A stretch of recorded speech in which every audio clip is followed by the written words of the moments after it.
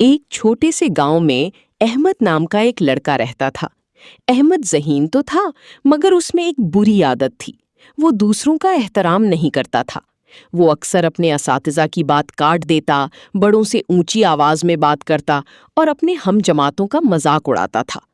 اس کے والدین اسے بار بار سمجھاتے کہ بیٹا، احترام انسان کی سب سے بڑی خوبی ہوتی ہے، مگر احمد ان کی بات کو سنجیدہ نہیں لیتا تھا۔ ایک دن اسکول میں ایک نئے استاد آئے جن کا نام سر حامد تھا۔ وہ نہایت نرم مزاج اور سمجھدار تھے۔ جب انہوں نے احمد کا رویہ دیکھا تو انہوں نے اسے سزا دینے کے بجائے ایک سبق سکھانے کا فیصلہ کیا۔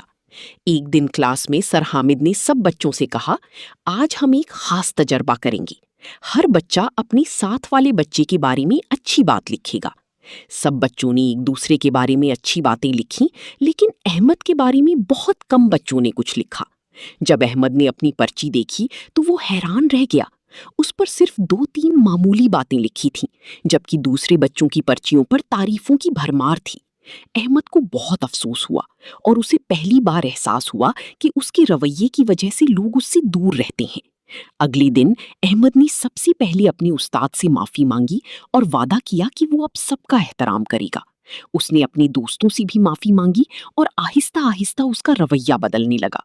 چند ہفتوں بعد احمد نہ صرف ایک اچھا طالب علم بن گیا بلکہ سب کا پسندیدہ دوست بھی بن گیا۔